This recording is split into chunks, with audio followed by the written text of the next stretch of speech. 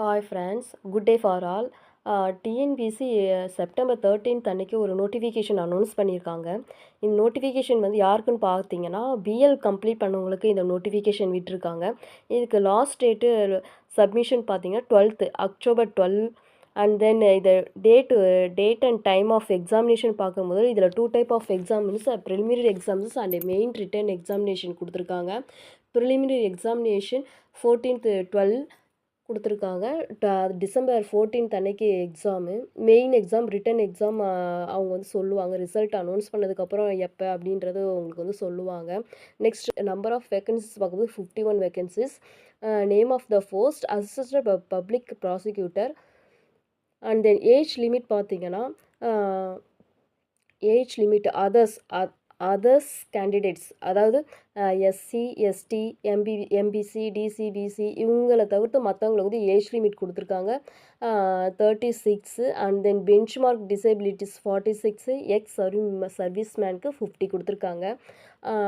PC, OC, BCM, MBC, SC, ST இவங்க எல்லாருக்கும் வந்து நோ ஏஜ் லிமிட் தான். தென் நீங்கள் பார்க்கும்போது இதுக்கு என்ன, நீங்கள் எக்ஸாமினேஷன் குவாலிஃபிகேஷன் பார்த்தீங்கன்னா பிஎல் கம்ப்ளீட் பண்ணியிருக்கணும்.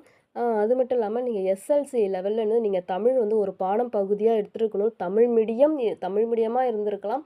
அப்படி இல்லைனா தமிழ் வந்து ஒரு பாடப்பகுதியாக வந்து நீங்கள் வந்து கவர்மெண்ட் எக்ஸாம் எழுதியிருக்கணும்.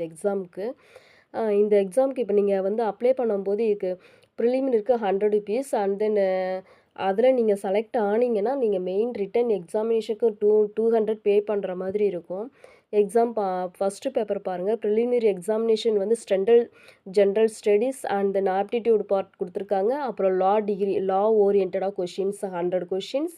அதான் நீங்கள் பார்த்தீங்கன்னா ஜென்ரல் ஸ்டடீஸ்க்கு 75 மார்க்ஸு, ஆப்டிடியூட் 25, லா ஓரியன்டாக 100, டோட்டல் 200. இதுக்கு அப்ஜெக்டிவ் டைப்பில் கொடுத்துருப்பாங்க. தமிழ் அண்டு இங்கிலீஷ் ரெண்டுமே உங்களுக்கு வந்து கொடுத்துருக்காங்க.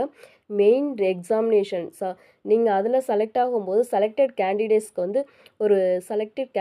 5 பேப்பர்ஸ் எக்ஸாம் வந்து நீங்கள் ரிட்டன் பண்ணுற மாதிரி இருக்கும். First paper Tamil eligibility test வைக்கிறீங்க. அதில் அபவ் 40 எடுத்துருக்கணும். அந்த 40 எடுத்தவங்களுக்கு அதுக்கப்புறம் தான் உங்களுக்கு வந்து பேப்பர் 2, பேப்பர் 3, பேப்பர் 4, பேப்பர் 5 கொடுத்துருக்காங்க. 3 hours.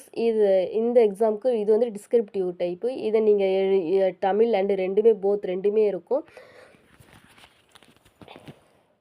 இதை நீங்கள் பார்த்துக்கலாம். நெக்ஸ்ட்டு நீங்கள் பார்த்தீங்கன்னா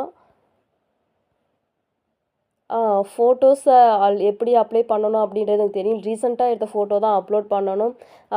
3 சென்டிமீட்டர் ஹைட் பார்த்தீங்கன்னா 4.5 சென்டிமீட்டர் இது பார்த்துக்கணும். இது ஆல்ரெடி உங்களுக்கு தெரியும். நீங்கள் சென்டரில் போய் நீங்கள் ஃபோட்டோ இது பண்ணி கொடுத்தாலே உங்களுக்கு வந்து அவங்களே பண்ணிவிடுவாங்க. இதுக்கு எக்ஸாமினேஷன் சென்டர் பாருங்கள். சென்னை, கோயம்புத்தூர், தருமபுரி, திண்டுக்கல், ஈரோடு, நாகர்கோவில், மதுரை, நாமக்கல், சேலம், தஞ்சாவூர், தூத்துக்குடி, திருச்சிராப்பள்ளி, திருநெல்வேலி, வேலூர், விருதுநகர். எலிஜிபிள் கேண்டிடேட்ஸ்க்கு நீங்கள் வந்து இந்த சென்டர் பார்த்துக்குங்க. நேம் ஆஃப் த சென்டர், எங்கெங்கே எக்ஸாம் அப்படின்றதும் பார்த்துக்குங்க. தென் அப்ளை பண்ணுங்கள். இன்னும் ஒரு 20 days தான் இருக்குது. இதுக்கு மறக்காமல் அப்ளை பண்ணுங்கள் ஃப்ரெண்ட். Okay friends, thank you.